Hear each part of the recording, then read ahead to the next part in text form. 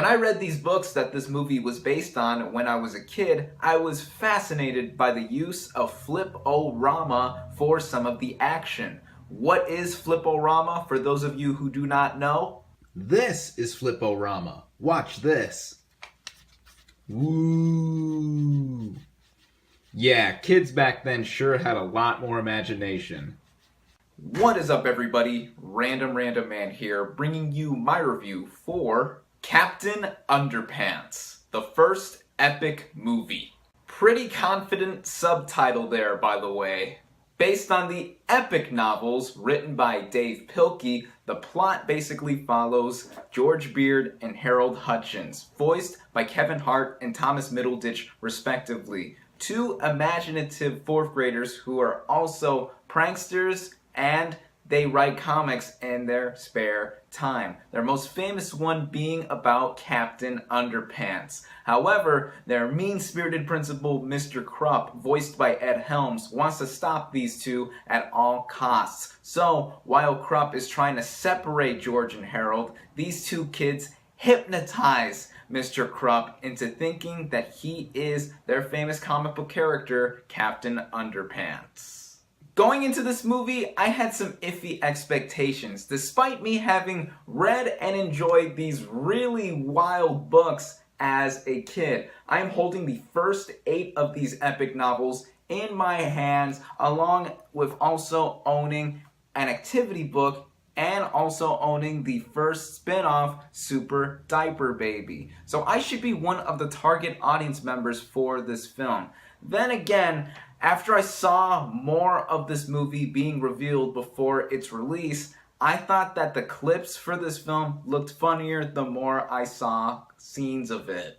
What I can say with the voice acting is that everyone involved does a neat job. At first, it threw me off that grown adults, Kevin Hart and Thomas Middleditch, were voicing children, George Beard and Harold Hutchins, but I quickly forgot about that after a while because they do capture the really mischievous nature that these two kids do carry. Likewise, Ed Helms voicing Mr. Krupp also does a nice job, with him having to be the serious, very sour Mr. Krupp, but also be the very naive and very confident Captain Underpants, with his famous tra-la-la. Nick Kroll voices Professor Poopy Pants, and yeah, he's the main villain of this movie. Just that name alone signifies why he is the main villain of this film. Laced with a ridiculous accent and all, he has some nice motivation as to why he is trying to get rid of laughter in children, much like Mr. Krupp is, except Poopy Pants is clearly more nefarious with his colorful last name. I also have to mention Jordan Peele as Melvin Sneedley, the class kiss-up and the class nerd. I did not recognize his voice throughout this movie, not until the credits came up and it said that Jordan Peele voiced this character. Bravo! Kristen Schaal also plays the shy lunch lady who has a bit of a crush on Mr. Krupp, but everyone here just does cool jobs with their voices. The writing in this movie is very immature to say the least, but also clever at times. This movie's screenplay is written by Nicholas Stoller, who is known for having directed the Neighbors movies recently, which I've really enjoyed, but also having co-written the recent Muppets movies, which I've watched for the first time recently and got total kicks out of for seeing them. What Stoller does with writing Captain Underpants is capture a lot of the spirit that the books do carry. Specifically from the source material, this movie borrows mainly from the first and fourth entries. The first one obviously setting up this universe that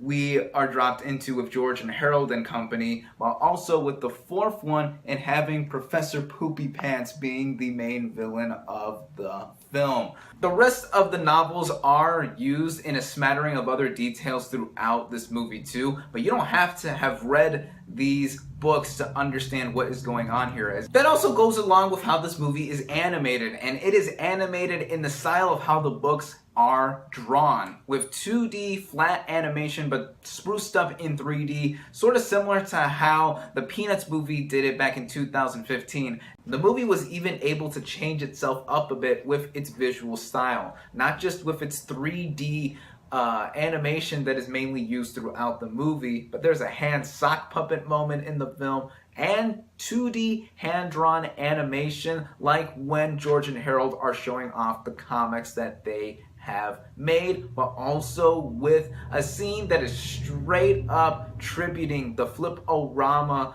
sequences that are present in the books. Its comedy did make me consistently chuckle throughout this movie because yeah, a lot of immature humor here once again, stuff that's juvenile and kids would mostly enjoy if they're in elementary school. But this movie's really low standards of comedy is gonna be a hurdle for some people to get over because that's all that really is encompassed within this movie, humor-wise, but also with its plot too. For me, it worked because it was able to capture what the books were able to do when I first read them a decade ago. But yeah, I understand that some people will not like how raunchy this movie is, even by kids' standards. Pacing-wise, this movie is well orchestrated at about an hour and 30 minutes, and that's the perfect running time for this kind of movie. I don't think it needed to run any longer. I will say that another flaw I did have with this movie was that it sometimes felt like it emphasized too much in what it was trying to do, despite it already being established within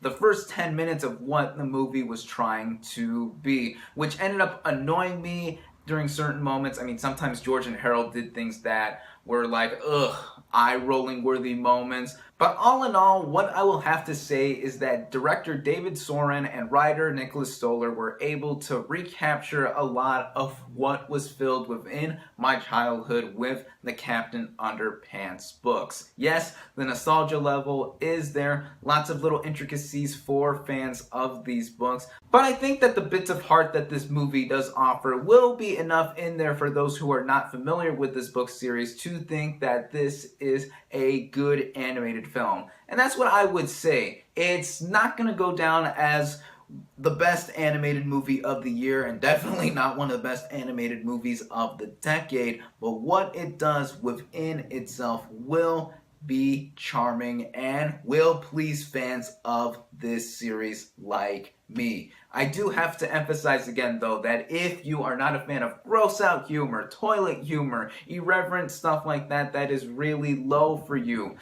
I would steer clear of this movie, avoid it at all costs, because I do not know what your tolerance level would be for that kind of comedy throughout this animated flick. As for me, however, based upon my tastes and how I viewed this as a movie, I recommend it.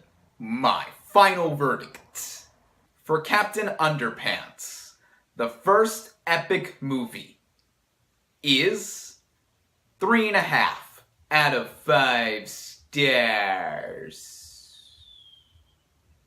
Thank you all, as always, for watching. Be sure to like this video, comment on what you thought of Captain Underpants, the first epic movie. Subscribe to my channel for more, and I'll catch you on the next movie review.